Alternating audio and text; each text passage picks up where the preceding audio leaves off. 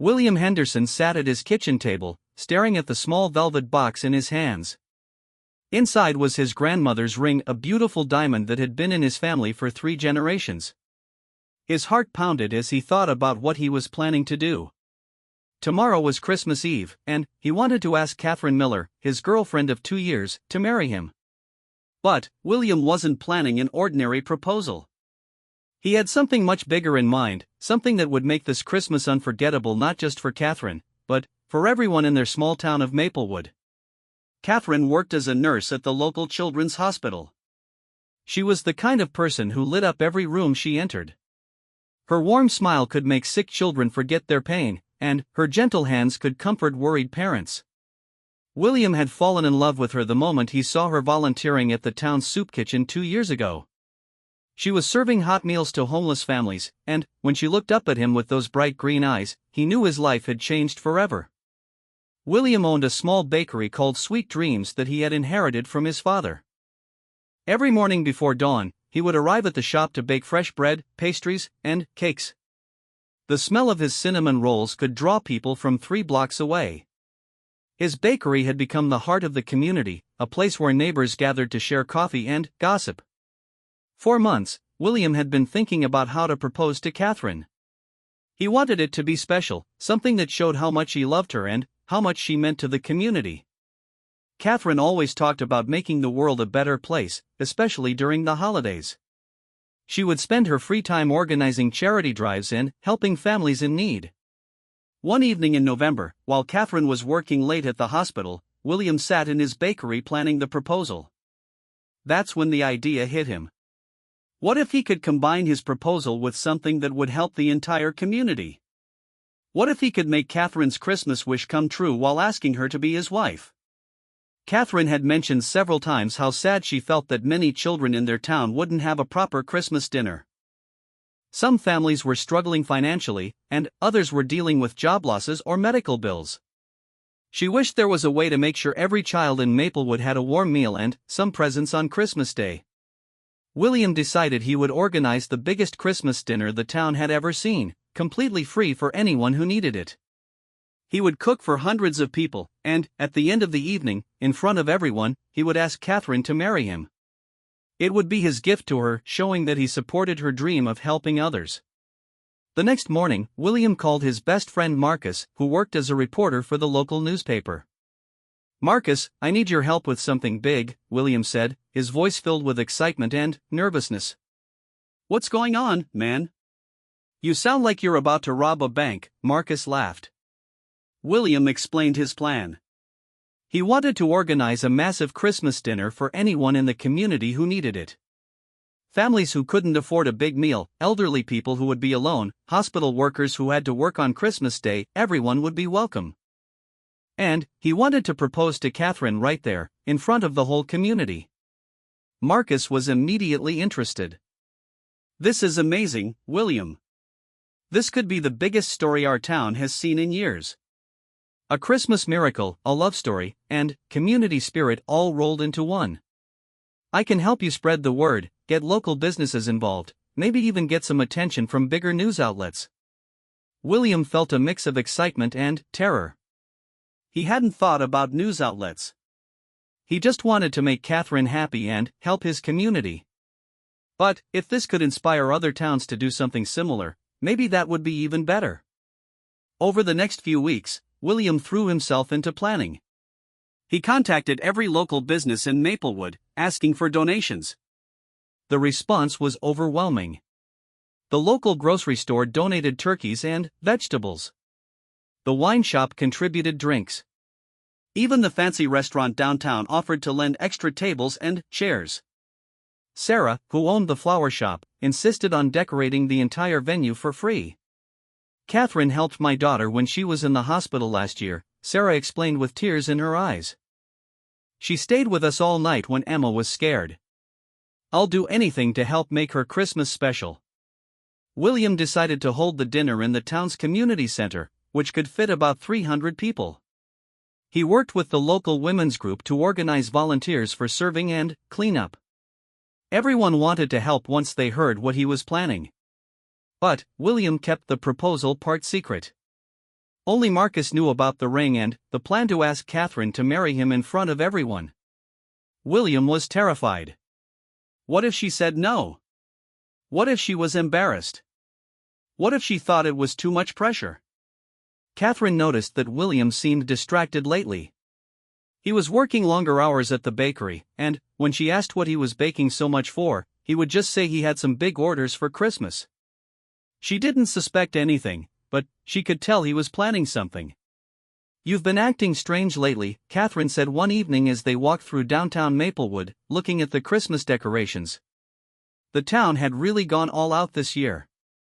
Every storefront was covered in lights, and there was a huge Christmas tree in the center square. "I'm just excited about Christmas," William replied, squeezing her hand. "I think this year is going to be really special." Catherine smiled. She loved how enthusiastic William got about holidays. Last Christmas, he had made a gingerbread replica of the children's hospital for her. It was so detailed that it looked exactly like the real building, complete with tiny windows and doors. What Catherine didn't know was that William had been staying up late every night, not just baking for his regular customers, but preparing for the massive Christmas dinner. He was making hundreds of dinner rolls, dozens of pies, and enough cookies to feed half the town. His hands were constantly covered in flour, and he had started drinking so much coffee to stay awake that his hands shook. Marcus had been busy too. His newspaper article about the community Christmas dinner had been picked up by a regional news website, and then by a larger news channel. Suddenly, William's simple plan was getting attention from places he had never heard of. "William, you need to see this," Marcus called him one morning, his voice filled with excitement. "The story has gone viral online. People are calling it the most heartwarming Christmas story of the year. News teams want to come film the dinner. This is huge." William felt panic rising in his chest. He had wanted to do something nice for Catherine and their community, but he hadn't expected national attention. What if all the cameras and reporters made Catherine uncomfortable? What if the proposal felt staged and fake instead of genuine and loving? But it was too late to back out now. The community was counting on him. Families had already started calling to ask if they could come to the dinner. Mrs. Patterson, who lived alone next to the bakery, had told William it would be the first Christmas in 10 years that she wouldn't eat dinner by herself. The children's hospital where Catherine worked had also gotten involved. The doctors and nurses who had to work on Christmas Day would be able to come eat in shifts, and some of the children's families who couldn't afford a big Christmas meal were planning to attend. Catherine began to notice that everyone in town seemed to know something she didn't. When she went to buy coffee at the cafe down the street from the hospital, the owner winked at her and said, "Christmas is going to be extra special this year, isn't it?" When she stopped by the grocery store, the cashier smiled knowingly and said, "I heard there are some big surprises coming." "What is everyone talking about?" Catherine asked William that night as they sat on his couch, watching a Christmas movie. William tried to look innocent. "I have no idea. Maybe everyone is just excited about Christmas." Catherine studied his face. She could tell he was hiding something, but she had learned that William loved surprises, and she didn't want to ruin whatever he was planning. What Catherine also didn't know was that her co-workers at the hospital were in on the secret too. Dr. Roberts, the head of the children's department, had been asked by William to make sure Catherine would be free on Christmas Eve evening. "Tell her she needs to come to the community center that night," William had asked. "Tell her it's for a hospital charity event or something." 3 days before Christmas, William was exhausted but excited. Everything was coming together perfectly. The community center had been transformed into a winter wonderland, with Sarah's flowers and donated decorations. The kitchen was fully stocked with food. Volunteers were organized and ready. The local high school band had even volunteered to play Christmas carols during dinner. But William still hadn't told Catherine about any of it. He had asked Dr. Roberts to invite her to what she thought was a small hospital charity dinner at the community center on Christmas Eve. Catherine had agreed, thinking it would be a nice way to spend the evening before Christmas. The morning of December 22nd, Marcus called William with news that made his stomach drop. William, I just got a call from a national news network. They want to send a film crew to cover the dinner and the proposal. This could be on television across the whole country. William sat down heavily on a flour sack in his bakery kitchen. His simple plan to propose to his girlfriend had somehow become a national news story. He thought about Catherine, who was shy and private despite her warm personality. Would she hate being on television? Would she feel pressured to say yes because of all the cameras? But, then, William thought about why he had started this whole thing. He wanted to show Catherine how much he loved her by supporting something she cared about, helping their community. And if their story could inspire other people to help their own communities, maybe the attention would be worth it. Okay, Marcus, William said finally. Let them come. But make sure they understand that this is about the community first, and the proposal second. I don't want Catherine to feel like this is all just for show. Marcus assured him that the news team was interested in the community spirit and generosity, and that the proposal was just part of a bigger story about Christmas kindness. That afternoon, William put the finishing touches on his preparations. He had written a speech that he planned to give before proposing, talking about what Catherine meant to him and to their community. He had practiced it so many times that he could recite it in his sleep. The velvet box with his grandmother's ring sat in his pocket, or he had been carrying it for weeks. Sometimes he would touch it through his pants just to make sure it was still there.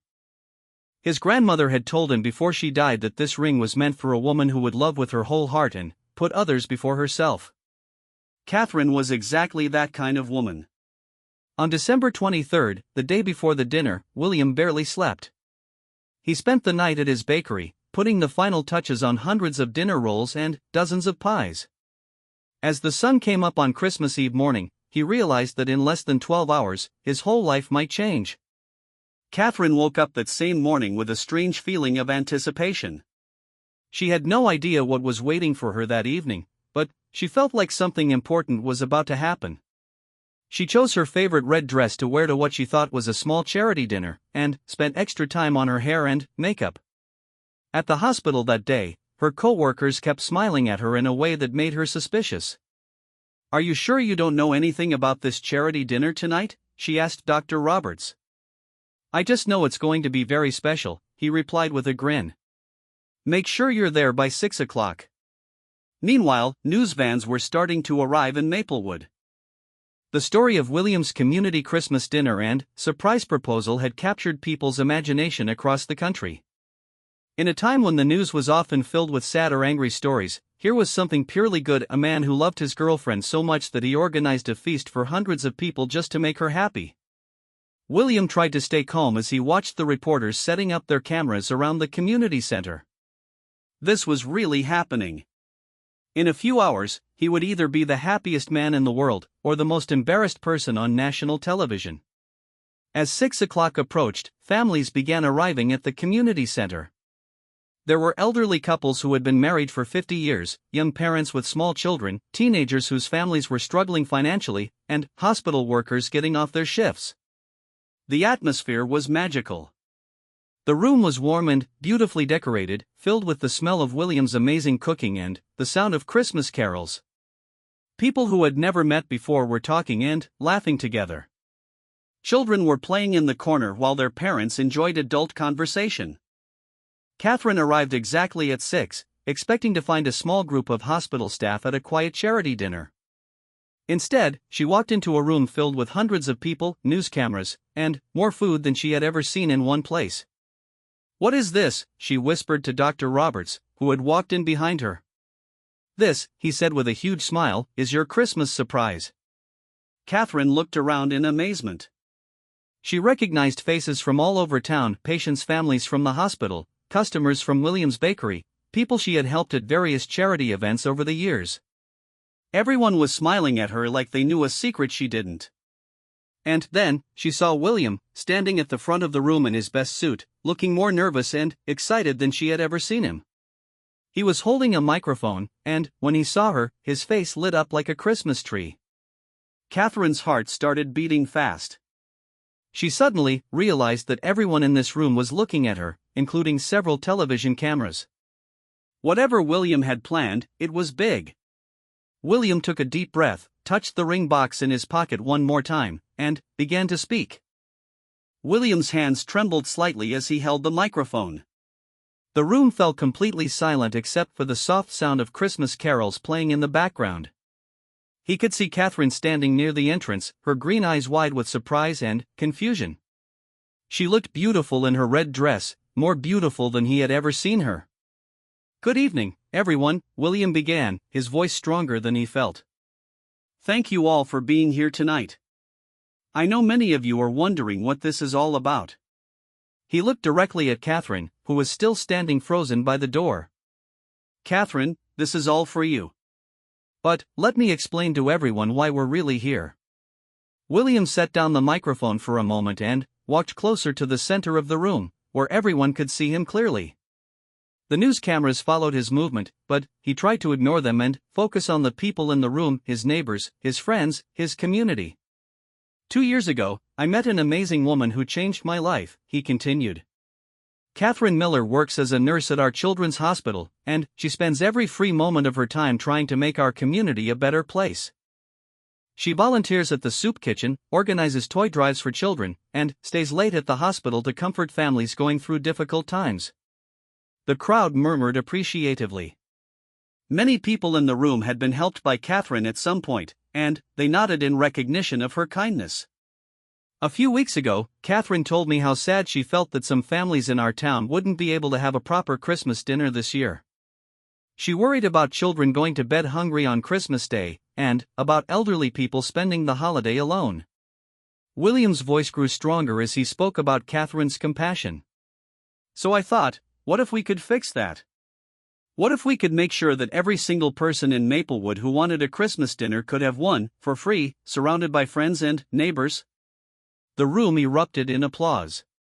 Catherine put her hands over her mouth, tears forming in her eyes as she began to understand what William had done. "That's why you're all here tonight," William announced. "This dinner is free for everyone. The food was donated by local businesses, the decorations by Sarah's Flower Shop, and the venue by our wonderful community center. We have enough food for 300 people, and everyone is welcome." Catherine started walking slowly toward William, weaving between the tables full of people. Her heart was pounding with love and amazement. She couldn't believe that William had organized all of this just because she had mentioned wanting to help families in need. But William wasn't finished. He pulled the microphone closer to his mouth again and said, "Before we eat, though, I have something very important to ask someone very special." Catherine stopped walking. She was still about 20 feet away from William, but she could see him reaching into his pocket. The entire room held its breath as he pulled out a small velvet box. "Catherine Miller," William said, his voice now shaking with emotion, "you have shown me what it means to love with your whole heart. You put others before yourself every single day. You make our community stronger, our children healthier, and our world brighter just by being in it." Catherine started crying. Happy tears streamed down her face as William got down on one knee in front of hundreds of people and several television cameras. "I love you more than I ever thought it was possible to love someone," William continued. "And I want to spend the rest of my life supporting your dreams and helping you make the world a better place. Catherine, will you marry me?" He opened the velvet box, revealing his grandmother's beautiful diamond ring. The room was completely silent for a moment that felt like an eternity. Catherine ran the remaining distance to William and threw her arms around him before he could even stand up. "Yes," she cried. "Yes, yes, yes." The room exploded in cheers and applause. People jumped to their feet, clapping and whistling. The high school band struck up a joyful Christmas song. Camera flashes went off everywhere as William slipped the ring onto Catherine's finger and kissed her while still kneeling on the floor. When they finally stood up, still holding each other, the entire room was on its feet applauding. Catherine was laughing and crying at the same time. "I can't believe you did all this," she whispered to William. "This is the most beautiful thing anyone has ever done." "You're worth it," William whispered back. "You're worth everything." Marcus, William's best friend, had been filming everything on his phone in addition to the professional news cameras. He was crying too as he watched his best friend's dream come true. Dr. Roberts from the hospital stepped forward with his own microphone. On behalf of everyone at Maplewood Children's Hospital, I want to say that Catherine is the most dedicated and caring nurse we've ever had. William, you're getting an incredible woman. And, Catherine, he added with a grin, you're getting a man who just organized a dinner for 300 people because you mentioned wanting to help families in need. I think you two are perfect for each other. The crowd laughed and applauded again. Catherine and William were still holding hands, both of them glowing with happiness. Sarah, the florist who had donated all the decorations, came forward with a beautiful bouquet of red and white roses.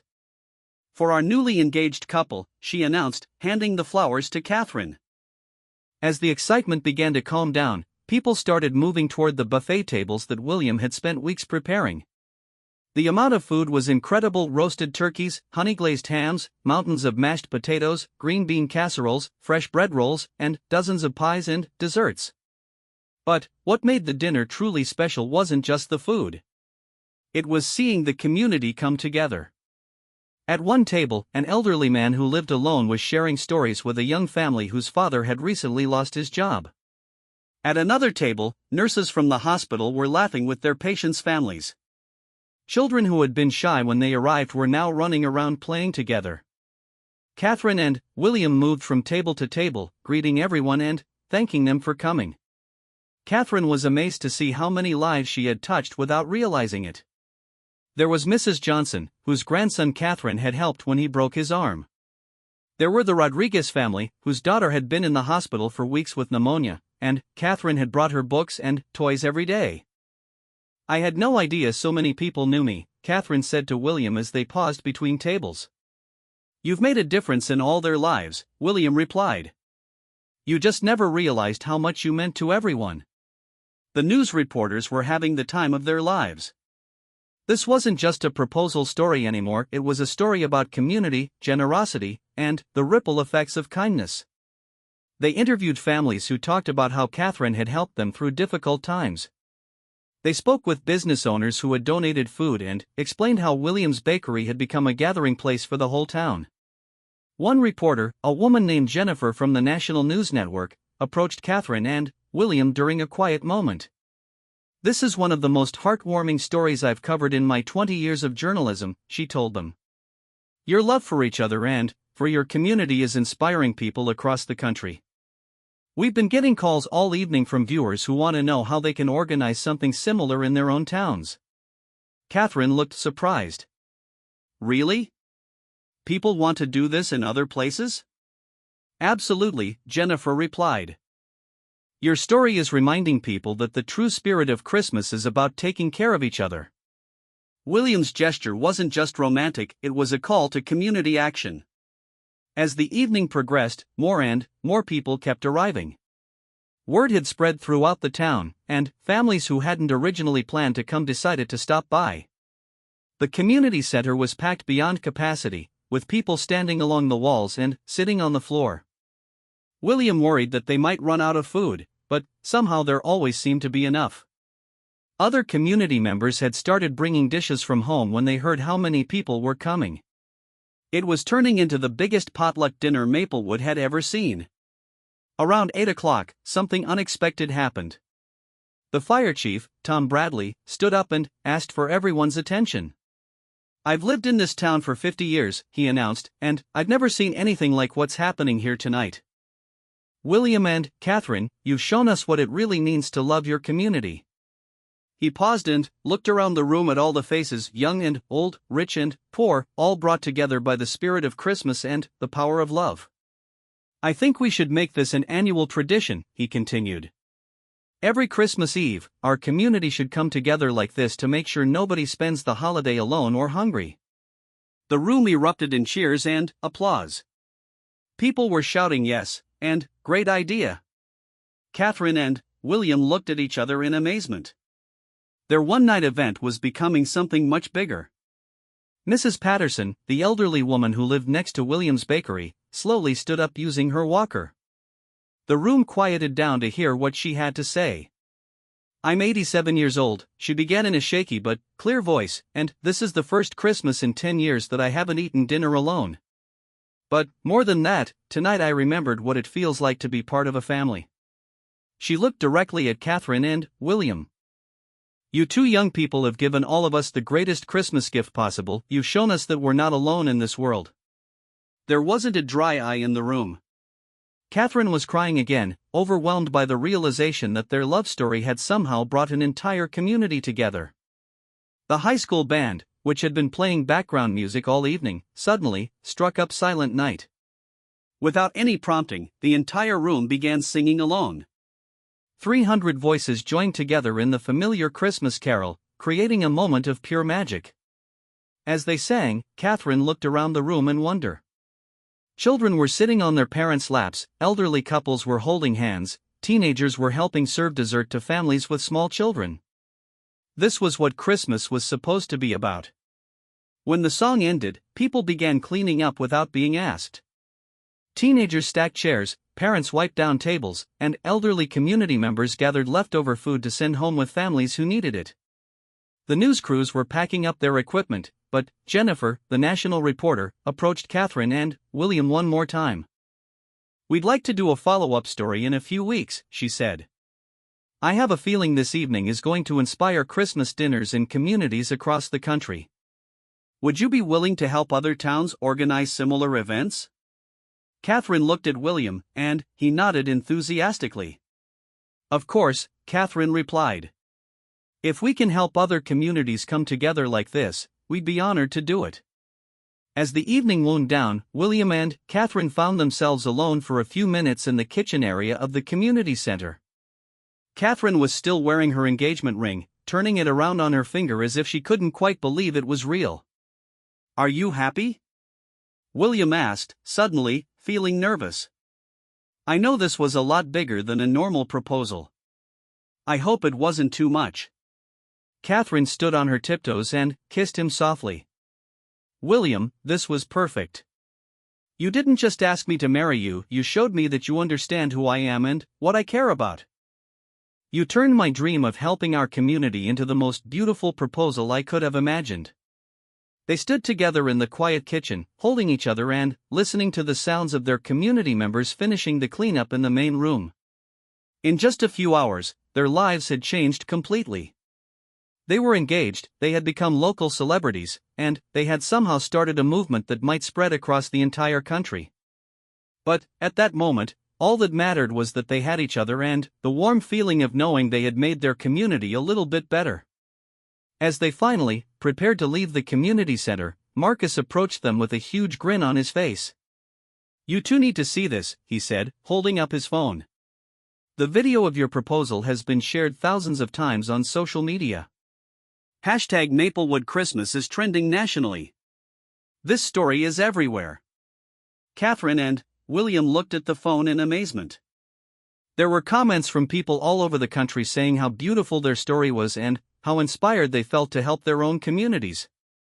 We should probably go home and get some sleep, William said. Tomorrow is Christmas Day, and something tells me it's going to be quite different from what we originally planned. As they walked out of the community center hand in hand, Catherine stopped and looked back at the building where their lives had just changed forever. Thank you, she whispered to William. For everything.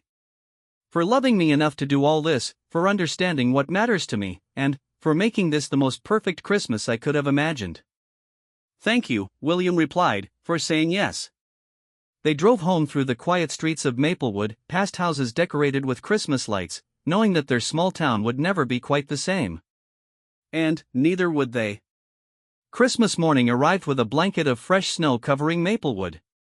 Catherine woke up in her small apartment, and, for a moment she thought the previous evening had been a wonderful dream.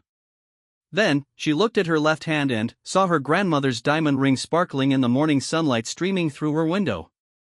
She was engaged to William Henderson, the most wonderful man she had ever known.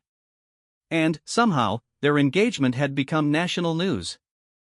Catherine's phone had been buzzing all night with text messages and calls from friends and family across the country who had seen the news coverage.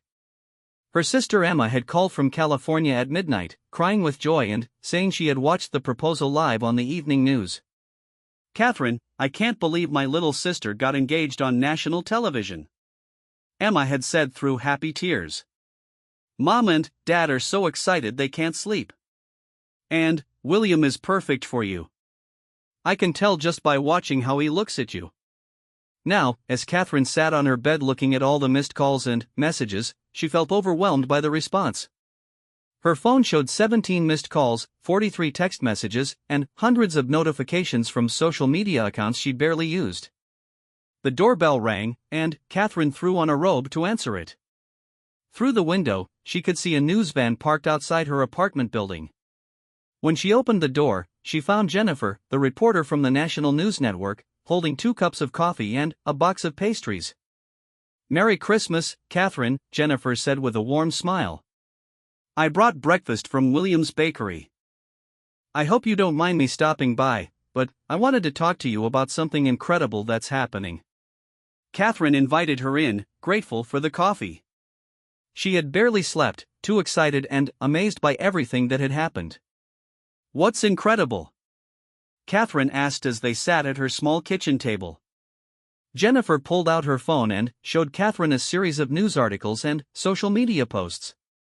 "Your story has inspired Christmas dinners in over 200 communities across the country. Since our news report aired last night, towns from Maine to California have been organizing last-minute Christmas Eve dinners for their communities." Catherine nearly dropped her coffee cup. 200 communities? "And that's just the ones we know about," Jennifer continued. "People are using the hashtag Maplewood Christmas to share photos and stories. There's a group in Ohio that organized dinner for 500 people. A town in Texas got local restaurants to donate food for families in need. A church in Oregon opened its doors to anyone who wanted to spend Christmas Eve with others." Jennifer scrolled through the posts, showing Catherine photo after photo of families gathered around tables, children playing together, and communities coming together to take care of each other. "This is unbelievable," Catherine whispered. "How did this happen so fast?" "Your story reminded people of something they had forgotten," Jennifer explained. "In a world where the news is often filled with division and negativity, you and William showed everyone what love and community really look like. People want to be part of something good." Catherine's phone rang, and she saw William's name on the screen. "Good morning, beautiful fiancé," he said when she answered, his voice filled with joy and exhaustion. "Good morning, handsome fiancé," Catherine replied, still getting used to the words. "Are you seeing what's happening on the news?" "Marcus is here with his laptop showing me everything," William said. "I can't believe our dinner inspired all these other communities. This is amazing, Catherine." "Jennifer from the news is here," Catherine told him. "She wants to talk to us about something. Can you come over?" 20 minutes later, William arrived at Catherine's apartment with Marcus and an armload of fresh pastries from his bakery. Even on Christmas morning, he had gotten up early to bake. It was who he was. The 4 of them sat around Catherine's small table as Jennifer explained what was happening across the country. Town after town was organizing community Christmas dinners, inspired by what they had seen in Maplewood. "The response has been so incredible that my network wants to do a special feature," Jennifer said. "We want to create a documentary about how your love story sparked a nationwide movement of community kindness." William and Catherine looked at each other. This was so much bigger than anything they had imagined. "We'd also like to help you create a guide for other communities," Jennifer continued. "How to organize their own Christmas dinners, how to get local businesses involved, how to make sure everyone feels welcome. Would you be interested in that?" "Of course," Catherine said immediately. "If we can help other communities come together like ours did last night, we want to do everything we can." Marcus, who had been quietly taking notes, looked up with excitement. "I could help with that too. We could create a website with resources and tips. Maybe start a foundation to support community dinners year-round, not just at Christmas." William squeezed Catherine's hand. "What do you think? Are you ready to become community dinner organizers?" Catherine laughed. 24 hours ago I was just a nurse who wanted to make sure everyone had a Christmas dinner. Now we're apparently starting a national movement. Sometimes the best movements start with the simplest intentions, Jennifer said. You wanted to help your neighbors, and William wanted to make you happy. That combination of love and service is what's inspiring people. They spent the next hour brainstorming ideas for helping other communities. Jennifer's network would provide a platform to share resources and success stories. Marcus would manage the website and social media. William and Catherine would serve as advisors and spokespeople. There's something else, Jennifer said as she prepared to leave. We've been getting calls from other countries too. Canada, the United Kingdom, Australia, people everywhere want to organize their own community Christmas dinners next year. After Jennifer left, William and Catherine sat alone on her couch, trying to process everything that was happening. Through the window, they could see their neighbors going about their Christmas morning routines, many of them still talking about the amazing dinner from the night before. Are you okay with all this? William asked. Yesterday we were just a couple planning a quiet life together. Now we're apparently leading some kind of movement. Catherine curled up against William's side. I'm more than okay with it. I'm excited. This feels like what we're supposed to be doing with our lives. Her phone rang again. This time it was Dr. Roberts from the hospital. Catherine, I hope I'm not disturbing your Christmas morning, he said, but I had to call. We've had families from 3 states calling the hospital this morning, asking how they can organize Christmas dinners in their communities. They all saw the news coverage and want to know how you and William did it. Dr. Roberts, this is getting so big, Catherine said. People are organizing dinners everywhere. It's beautiful, Catherine. You've reminded the whole country what the spirit of giving really means. The hospital board wants to talk to you about creating a community outreach program based on what you've accomplished. After the call, Catherine and William decided to take a walk through downtown Maplewood. Even though it was Christmas morning, many people were out on the streets, and everyone wanted to congratulate them and talk about the dinner. Mrs. Patterson was sitting on her front porch despite the cold, clearly hoping to see them. When she spotted Catherine and William walking hand in hand, she called them over. I had to tell you, she said, her eyes bright with tears, that last night was the most wonderful evening I'd had in years. But this morning is even better, because I woke up knowing I'm part of a community that cares about each other. She pointed to several neighbors who were outside shoveling snow from her sidewalk without being asked. Ever since your dinner last night, people have been checking on each other, helping each other. You've changed something in this town. As they continued their walk, Catherine and William were amazed to see the same thing happening everywhere. Neighbors were talking to each other more, helping with Christmas morning tasks, inviting people to join their family dinners. They stopped by the community center, where a small group of volunteers was already cleaning up from the night before. Tom Bradley, the fire chief who had suggested making the dinner an annual tradition, was organizing tables and chairs. We've already started planning for next year, he told them with a grin. The community center board met this morning on Christmas morning, if you can believe it, and we voted unanimously to make this an official annual event. Next year we want to make it even bigger, said Sarah, the florist. We're thinking about having activities for children, maybe caroling, possibly even a community Christmas tree lighting. William and Catherine exchanged amazed looks. What had started as a simple way to propose marriage was becoming an annual tradition that would bring their community together every year. That afternoon, they drove to William's parents' house for Christmas dinner. His mother, Helen, had been crying happy tears all morning since seeing her son's proposal on the national news. I'm so proud of you both, she said, hugging Catherine tightly. Your father would have been so proud too, William. He always said the bakery was meant to bring the community together, but I don't think even he imagined anything like this. William's father had passed away 3 years earlier, and Catherine knew that William still missed him deeply. She squeezed William's hand as he wiped away a tear. He would have loved last night, William said. And he would have loved you, Catherine. He always told me to find someone who makes me want to be better than I am.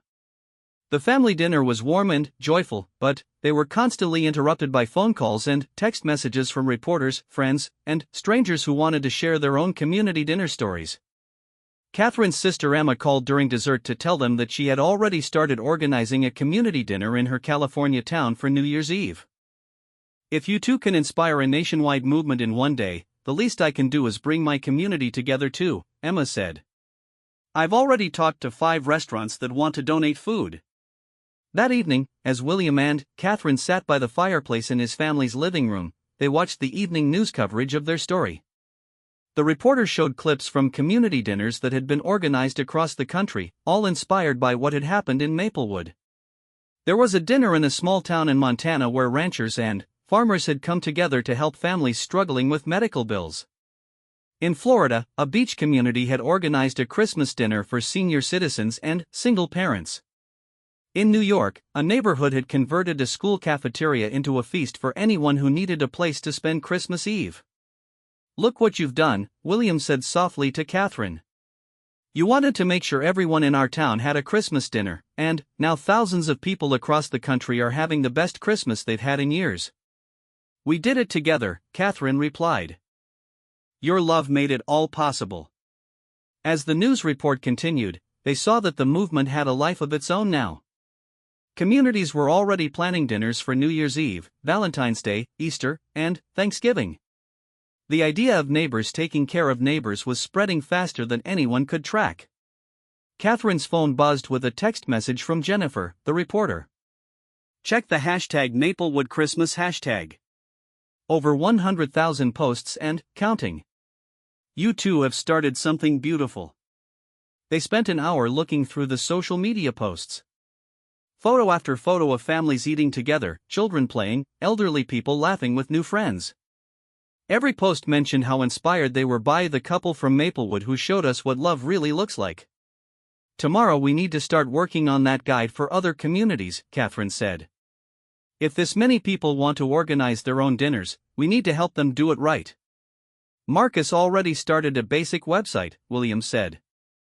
"He's calling it Maplewood Movement.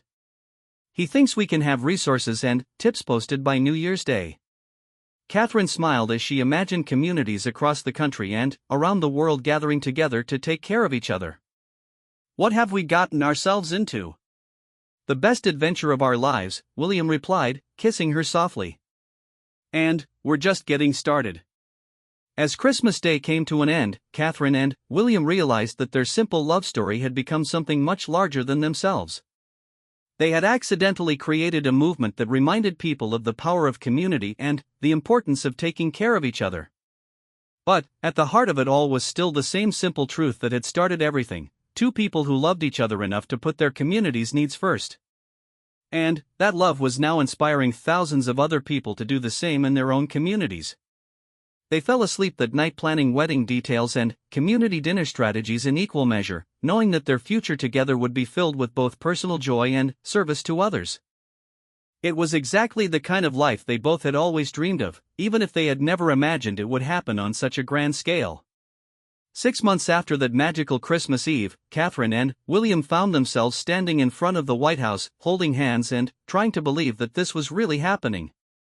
They had been invited to meet the president as part of a ceremony honoring Americans who had made outstanding contributions to community service. The #Maplewood Christmas movement had grown beyond anything they could have imagined. What started as a simple Christmas dinner for their small town had inspired over 5,000 communities across all 50 states to organize their own gatherings. The movement had spread internationally too, with community dinners happening in Canada, Australia, the United Kingdom, and dozens of other countries. "I still can't believe we're here," Catherine whispered to William as they waited in the rose garden with other honorees. "I can't believe any of this," William replied, adjusting his tie nervously. 6 months ago I was just a baker who wanted to propose to his girlfriend." Their lives had changed dramatically since that Christmas Eve. The Maplewood Movement website that Marcus had created was now visited by thousands of people every day. They had published a guidebook called Building Community, One Dinner at a Time, that had become a bestseller, with all profits going to a foundation they had established to support community dinners in low-income areas. Catherine had taken a leave of absence from her nursing job to work full-time on the movement, though she still volunteered at the Children's Hospital every week. William had expanded his bakery to include a catering service that helped communities organize their own dinners, providing food at cost for groups that needed financial assistance. They had been featured on talk shows, interviewed by magazines, and invited to speak at conferences across the country. But the most meaningful part was hearing from the thousands of families whose lives had been touched by community dinners inspired by their story. Jennifer, the reporter who had first covered their story, had become a close friend and was now traveling with them as part of the documentary crew that was following their journey. The documentary, titled Love and Community: The Maplewood Movement, was scheduled to premiere on television next month. Catherine, William, Jennifer called as she approached with her cameraman. "The president is ready to meet with you." They followed her into the Oval Office, where the president stood waiting with a warm smile. Catherine felt overwhelmed by the grandeur of the room and the significance of the moment. "It's an honor to meet you both," the president said, shaking their hands.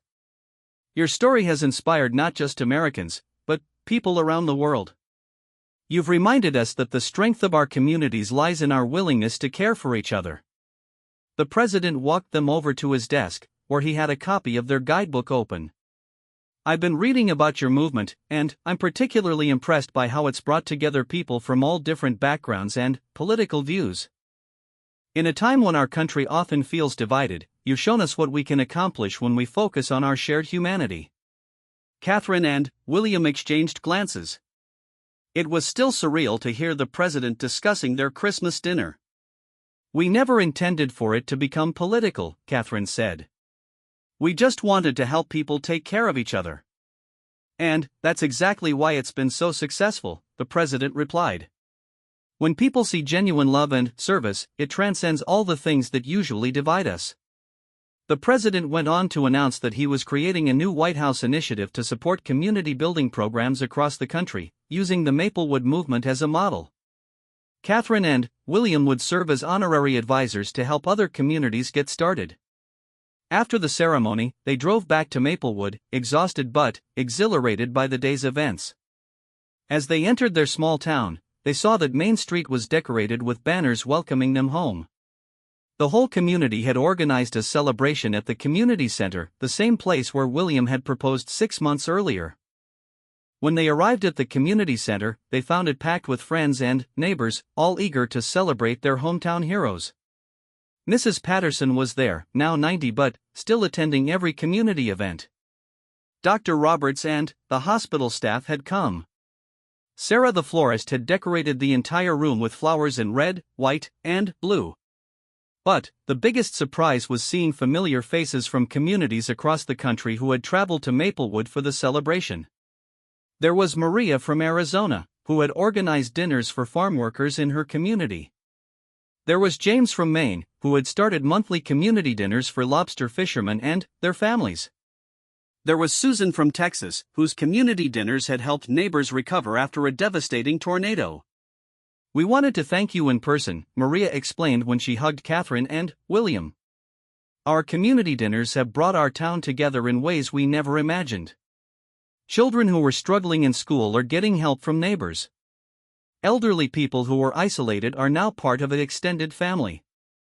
You've changed our lives." Marcus, now managing director of the Maplewood Movement Foundation, took the microphone to address the crowd.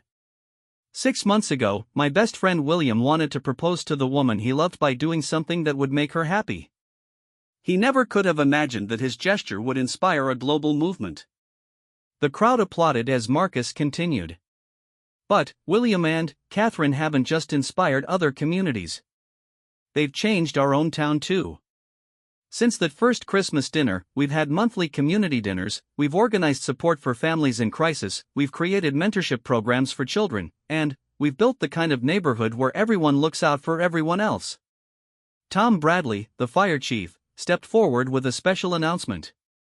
"The town council has voted unanimously to rename the community center the William and Catherine Community Center, in honor of everything you've brought to our town."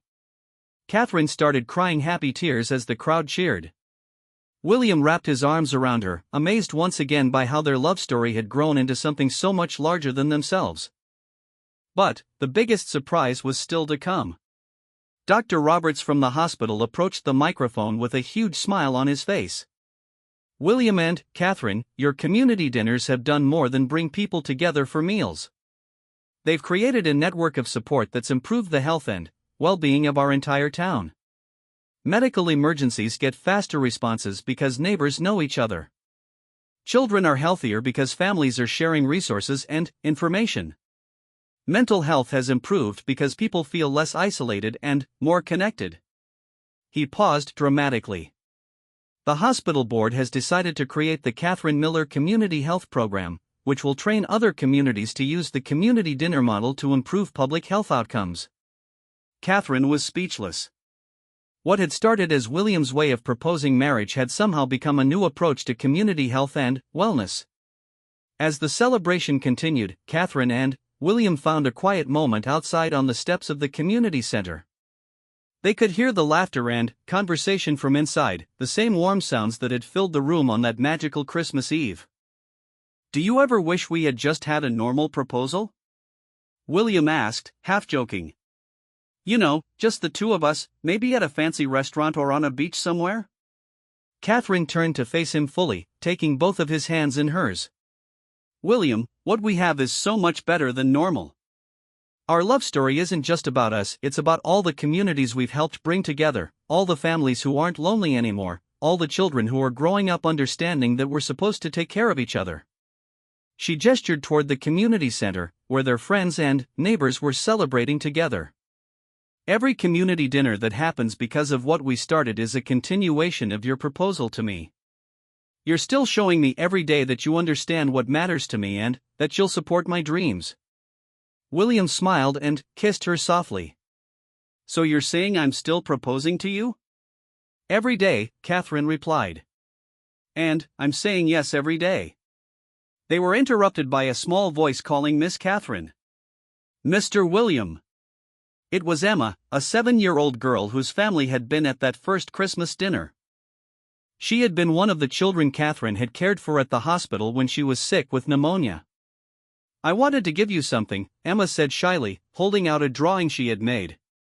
It showed a room full of people sitting around tables, with a man and woman in the center holding hands. At the top, in careful 7-year-old handwriting, it said, "Thank you for making everyone happy." Catherine knelt down to Emma's level. "This is beautiful, sweetheart. Thank you so much. Mama says our town is different now because of what you did," Emma explained. "She says people are nicer to each other and that's why I have so many friends now." After Emma ran back to her parents, Catherine and William sat on the steps holding the drawing and reflecting on the amazing journey their love had taken them on. "You know what I think about sometimes?" Catherine said. "What if you had decided to propose to me privately? What if you had just taken me to dinner and gotten down on one knee in a restaurant? Do you think we would have been happy?" William asked. "We would have been very happy," Catherine replied. "But all those other communities would still be missing out on the connections they've made. All those families would still be spending holidays alone. All those children would still be growing up without understanding the importance of community." She leaned against William's shoulder. "Our love story became bigger than us because that's what love is supposed to do. It's supposed to make the world better, not just for the two people in love, but for everyone around them." William pulled out his phone and showed Catherine a text message he had received that morning from a woman in Oregon. "My daughter was diagnosed with cancer last month. Our community dinner network rallied around us immediately. Neighbors are bringing meals, helping with transportation to treatments, and watching our other children. I don't know how we would have gotten through this without the community you inspired us to build. Thank you for showing us what love and support really look like." "Messages like that come in every day," William said. "Our Christmas dinner didn't just give us an engagement story. It gave thousands of families the support systems they needed to get through their toughest times." As the evening wound down, Catherine and William helped clean up the community center, just as they had after that first Christmas dinner. It had become their tradition, no matter how famous their story became or how many people wanted to celebrate them, they always stayed to help with the cleanup. Mrs. Patterson, now their honorary grandmother figure, was one of the last to leave. "I want you to know," she told them as they walked her to her car, "that you've given an old woman the greatest gift possible. At my age, I thought I was finished making new friends and having new adventures. But these community dinners have given me a whole new family and a reason to look forward to every month." After everyone had gone home, Catherine and William stood alone in the empty community center. The room looked exactly as it had on Christmas Eve 6 months earlier, except for one new addition: a plaque on the wall that read, "In honor of William and Catherine Henderson, who showed us that love in action can change the world." "Mrs. Patterson called us the Hendersons," Catherine noticed with a smile. "I like the sound of that." They had gotten married in a simple ceremony 2 months earlier, surrounded by their Maplewood family and representatives from communities across the country that had been inspired by their movement. Instead of traditional wedding gifts, they had asked guests to make donations to their foundation to support community dinners in areas that needed financial assistance. "Mrs. Henderson," William said formally, offering Catherine his arm. "Shall we go home?" "Mr. Henderson," Catherine replied with equal formality, "I thought you'd never ask." As they drove through the quiet streets of Maplewood toward their small house near the bakery, they passed the signs that had been put up around town: "Home of the Maplewood Movement, where love built community."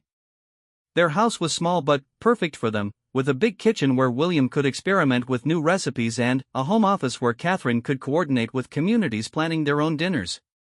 The walls were covered with photos and letters from families whose lives had been touched by their movement. "Do you think we'll still be doing this in 20 years? Catherine asked as they got ready for bed. "I think we'll be doing some version of this for the rest of our lives," William replied. "But who knows what it will look like by then? Maybe our children will take it over and turn it into something even bigger." Catherine smiled at the mention of children. They had talked about starting a family soon, and she loved imagining their future children growing up understanding that love means service and that a single act of kindness can ripple out to change thousands of lives. That night, as they fell asleep in each other's arms, Catherine and William reflected on the incredible year they had shared. Their love story had become a national inspiration, but, at its heart, it was still the simple truth that had brought them together: two people who loved each other enough to put others first. Outside their bedroom window, Maplewood slept peacefully, a town transformed by the power of community and the ripple effects of love in action. And, across the country and around the world, thousands of other communities were planning their own dinners, their own acts of service, their own ways of showing that love is not just a feeling between two people, it's a force that can change the world. The last thing Catherine said before falling asleep was, "Thank you for proposing to me in the most perfect way possible." And William's response was the same thing he had said 6 months earlier: "Thank you for saying yes." Their love story would continue for the rest of their lives, but it would never again be just about the two of them. It had become part of something larger, a movement that proved that when love is combined with action, it has the power to transform communities, inspire nations, and remind the world that we are all connected to each other. In years to come, when people asked about the origins of the global community dinner movement, they would hear the story of William and Catherine Henderson, a baker and a nurse from a small town called Maplewood, who showed the world that the sweetest Christmas surprise isn't just saying yes to marriage, but saying yes to building a better world together.